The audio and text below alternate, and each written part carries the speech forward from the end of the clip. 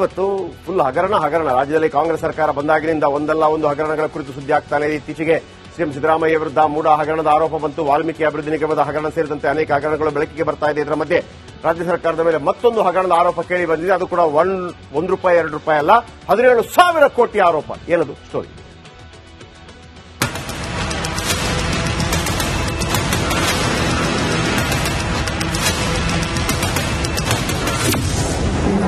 ಮೂಡ Valmiki scam ಬಳಿಕ ಮತ್ತೊಂದು ಹಗರಣ. ಇಬ್ಬರು ಸಚಿವರು, ಓರ್ವ ಶಾಸಕನ ವಿರುದ್ಧ ದೂರು.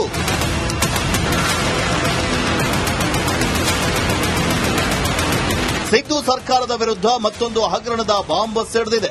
ನಗರಾಭಿವೃದ್ಧಿ ಸಚಿವ ಬೈರತಿ ಸುರೇಶ್, ಪೌರಾಡಳಿತ ಸಚಿವ ರಹೀಂ ಖಾನ್, ಕರ್ನಾಟಕ ನೀರು ಸರಬರಾಜು ಮತ್ತು ಒಳಚರಂಡಿ ಮಂಡಳಿಯ ಅಧ್ಯಕ್ಷ ಶಾಸಕ ವಿನಯ್ ಕುಲಕರ್ಣಿ, ಪೌರಾಡಳಿತ ನಿರ್ದೇಶಕ ಐಎಎಸ್ ಅಧಿಕಾರಿ ಪ್ರಭುಲಿಂಗ ಕಮಲಕಟ್ಟಿ ಸೇರಿದಂತೆ ಹಲವು ಅಧಿಕಾರಿಗಳ ವಿರುದ್ಧ ಬಿಜೆಪಿ ನಾಯಕ ಎನ್ಆರ್ ರಮೇಶ್ ಸ್ಫೋಟಕ ಆರೋಪವನ್ನ ಮಾಡಿದ್ದಾರೆ. ಬೈರತಿ ಸುರೇಶ್, ರಹೀಂ ಖಾನ್, ವಿನಯ್ ಕುಲಕರ್ಣಿ, ಕೆಯುಡಬ್ಲ್ಯೂಎಸ್ ಅಂಡ್ ಡಿಬಿಯ ಮುಖ್ಯ ಅಭಿಯಂತರರಾದ ಬಿಎಲ್ ಚಂದ್ರಪ್ಪ, ಟಿಎನ್ ಮುದ್ದುರಾಜಣ್ಣ ವಿರುದ್ಧ ಈ ಆರೋಪ ಕೇಳಿಬಂದಿದೆ. ಕೇಂದ್ರ ಸರ್ಕಾರದ ಅಮೃತ ನಗರ ಯೋಜನೆಯ 17,000 ಕೋಟಿ ಅನುದಾನ ದುರ್ಬಳಕೆ ಮಾಡಿಕೊಂಡಿದ್ದಾರೆ ಎನ್ನಲಾಗ್ತಾ ಇದೆ. ಅಮೃತ ಯೋಜನೆ ಅನುಷ್ಠಾನಕ್ಕೆ ಕೇಂದ್ರದಿಂದ ಹಣ ಬರುತ್ತೆ. 500 ನಗರಸಭೆ ಪುರಸಭೆಗೆ ಹೆಚ್ಚು ಕಡಿಮೆ 1 ಲಕ್ಷ ಕೋಟಿಯನ್ನು ಕೊಡ್ತಾರೆ. ಈ ಬಾರಿ ಕರ್ನಾಟಕದ 27 ನಗರಸಭೆ ಪುರಸಭೆಗಳು ಆಯ್ಕೆಯಾಗಿದ್ದು, ಯೋಜನೆ ಅನುಷ್ಠಾನದ ಹೊಣೆ ಕರ್ನಾಟಕ ನಗರ ನೀರು ಸರಬರಾಜು ಮತ್ತು ಒಳಚರಂಡಿ ಮಂಡಳಿ ಮತ್ತು ಪೌರಾಡಳಿತ ಇಲಾಖೆ ಹೊತ್ತಿವೆ. ಯೋಜನೆ ಅನುಷ್ಠಾನಕ್ಕೆ 16,989 ಕೋಟಿ 66 ಲಕ್ಷ ಹಣ ಬಿಡುಗಡೆ ಆಗಿದೆ. ಅದೇ ಹಣ ದುರ್ಬಳಕೆ ಆಗಿದೆ ಅಂತ ಎನ್ಆರ್ ರಮೇಶ್ ಆರೋಪಿಸ್ತಾ ಇದ್ದಾರೆ.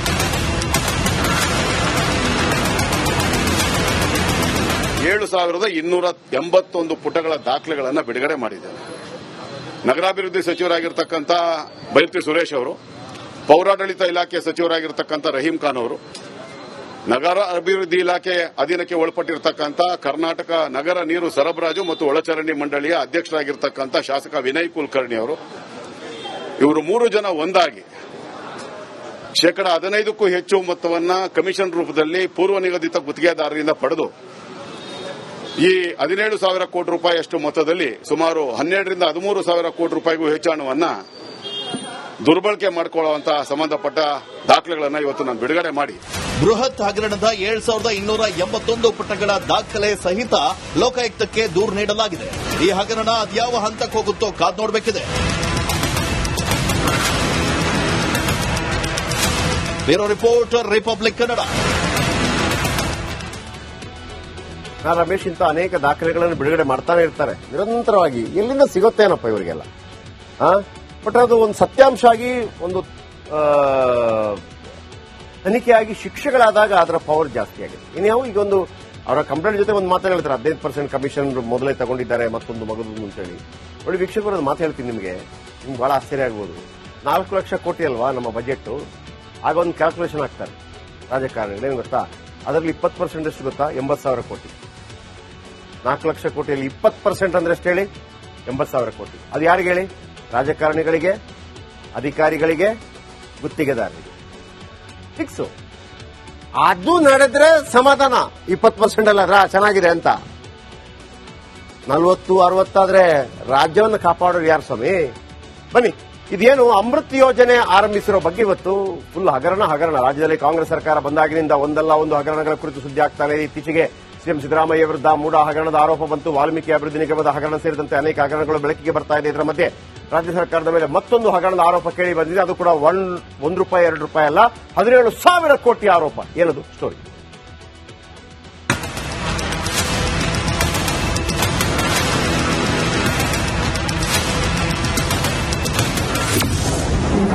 ಮೂಡ ವಾಲ್ಮೀಕಿ ಸ್ಕ್ಯಾಮ್ ಬಳಿಕ ಮತ್ತೊಂದು ಹಗರಣ.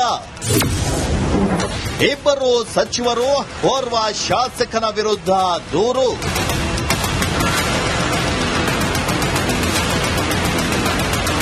ಸಿದ್ದು ಸರ್ಕಾರದ ವಿರುದ್ಧ ಮತ್ತೊಂದು ಹಗರಣದ ಬಾಂಬ್ ಸಿಡಿದಿದೆ.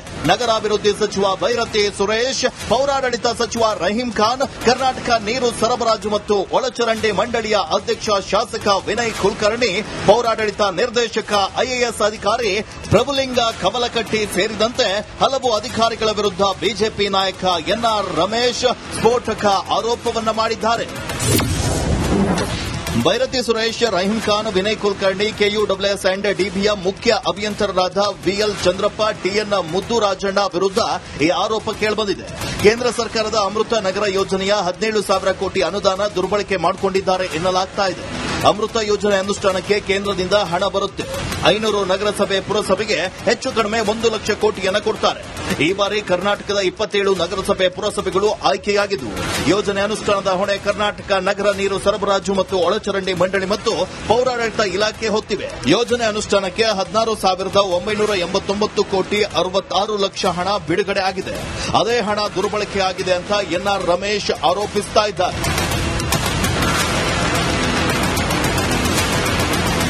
7,281 ಪುಟಗಳ ದಾಖಲೆಗಳನ್ನು ಬಿಡುಗಡೆ ಮಾಡಿದ್ದಾರೆ.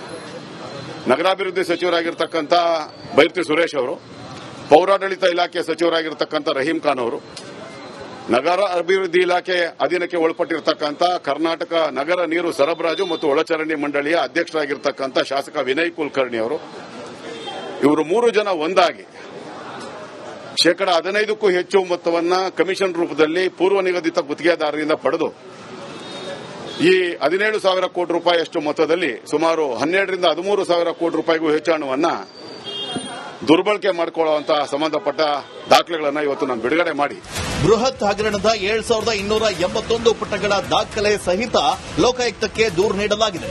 ಈ ಹಗರಣ ಅದ್ಯಾವ ಹಂತಕ್ಕೆ ಹೋಗುತ್ತೋ ಕಾದ್ ನೋಡಬೇಕಿದೆ.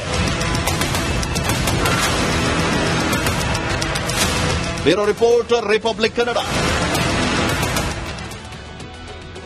ರಮೇಶ್ ಇಂಥ ಅನೇಕ ದಾಖಲೆಗಳನ್ನು ಬಿಡುಗಡೆ ಮಾಡ್ತಾನೆ ಇರ್ತಾರೆ ನಿರಂತರವಾಗಿ. ಎಲ್ಲಿಂದ ಸಿಗುತ್ತೇನಪ್ಪ ಇವರಿಗೆಲ್ಲ? ಬಟ್ ಅದು ಒಂದು ಸತ್ಯಾಂಶ ಆಗಿ ಒಂದು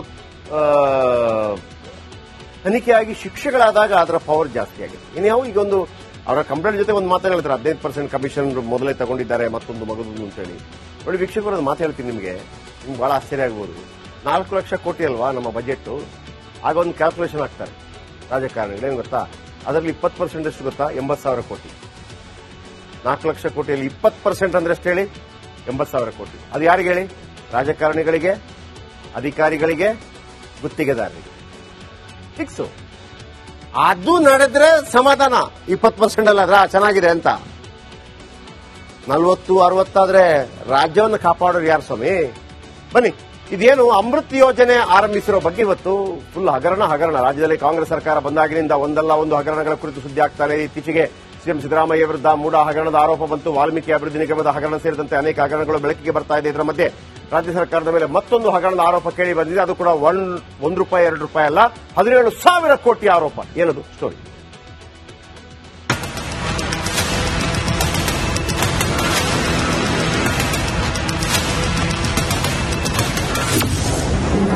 ಮೂಡ ವಾಲ್ಮೀಕಿ ಸ್ಕ್ಯಾಮ್ ಬಳಿಕ ಮತ್ತೊಂದು ಹಗರಣ. 2 ಸಚಿವರು, ಓರ್ವ ಶಾಸಕನ ವಿರುದ್ಧ ದೂರು.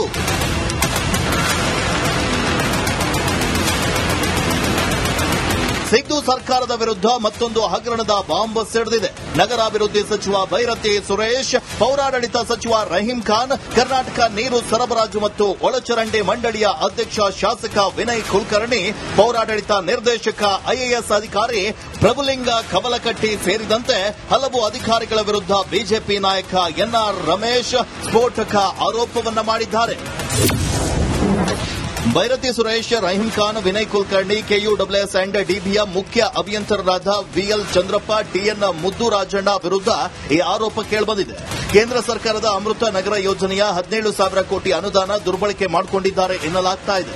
ಅಮೃತ ಯೋಜನೆ ಅನುಷ್ಠಾನಕ್ಕೆ ಕೇಂದ್ರದಿಂದ ಹಣ ಬರುತ್ತೆ. 500 ನಗರಸಭೆ ಪುರಸಭೆಗೆ ಹೆಚ್ಚು ಕಡಿಮೆ 1 ಲಕ್ಷ ಕೋಟಿಯನ್ನು ಕೊಡ್ತಾರೆ. ಈ ಬಾರಿ ಕರ್ನಾಟಕದ 27 ನಗರಸಭೆ ಪುರಸಭೆಗಳು ಆಯ್ಕೆಯಾಗಿದ್ದವು. ಯೋಜನೆ ಅನುಷ್ಠಾನದ ಹೊಣೆ ಕರ್ನಾಟಕ ನಗರ ನೀರು ಸರಬರಾಜು ಮತ್ತು ಒಳಚರಂಡಿ ಒಳಚರಂಡಿ ಮಂಡಳಿ ಮತ್ತು ಪೌರಾಡಳಿತ ಇಲಾಖೆ ಹೊತ್ತಿವೆ. ಯೋಜನೆ ಅನುಷ್ಠಾನಕ್ಕೆ 16,989 ಕೋಟಿ 66 ಲಕ್ಷ ಹಣ ಬಿಡುಗಡೆ ಆಗಿದೆ. ಅದೇ ಹಣ ದುರ್ಬಳಕೆ ಆಗಿದೆ ಅಂತ ಎನ್ಆರ್ ರಮೇಶ್ ಆರೋಪಿಸ್ತಾ ಇದ್ದಾರೆ.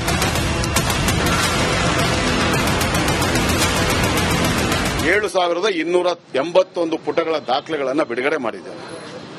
ನಗರಾಭಿವೃದ್ಧಿ ಸಚಿವರಾಗಿರ್ತಕ್ಕಂಥ ಬೈರತಿ ಸುರೇಶ್ ಅವರು, ಪೌರಾಡಳಿತ ಇಲಾಖೆ ಸಚಿವರಾಗಿರ್ತಕ್ಕಂಥ ರಹೀಂ ಖಾನ್ ಅವರು, ನಗರ ಅಭಿವೃದ್ಧಿ ಇಲಾಖೆ ಅಧೀನಕ್ಕೆ ಒಳಪಟ್ಟಿರತಕ್ಕಂಥ ಕರ್ನಾಟಕ ನಗರ ನೀರು ಸರಬರಾಜು ಮತ್ತು ಒಳಚರಂಡಿ ಮಂಡಳಿಯ ಅಧ್ಯಕ್ಷರಾಗಿರ್ತಕ್ಕಂಥ ಶಾಸಕ ವಿನಯ್ ಕುಲಕರ್ಣಿ ಅವರು, ಇವರು 3 ಜನ ಒಂದಾಗಿ ಶೇಕಡಾ 15ಕ್ಕೂ ಹೆಚ್ಚು ಮೊತ್ತವನ್ನ ಕಮಿಷನ್ ರೂಪದಲ್ಲಿ ಪೂರ್ವ ನಿಗದಿತ ಗುತ್ತಿಗೆದಾರರಿಂದ ಪಡೆದು ಈ 17,000 ಕೋಟಿ ರೂಪಾಯಿಯಷ್ಟು ಮೊತ್ತದಲ್ಲಿ ಸುಮಾರು 12ರಿಂದ 13,000 ಕೋಟಿ ರೂಪಾಯಿಗೂ ಹೆಚ್ಚು ಹಣವನ್ನು ದುರ್ಬಳಕೆ ಮಾಡಿಕೊಳ್ಳುವಂತಹ ಸಂಬಂಧಪಟ್ಟ ದಾಖಲೆಗಳನ್ನು ಇವತ್ತು ನಾನು ಬಿಡುಗಡೆ ಮಾಡಿ ಬೃಹತ್ ಹಗರಣದ 7,281 ಪುಟಗಳ ದಾಖಲೆ ಸಹಿತ ಲೋಕಾಯುಕ್ತಕ್ಕೆ ದೂರು ನೀಡಲಾಗಿದೆ.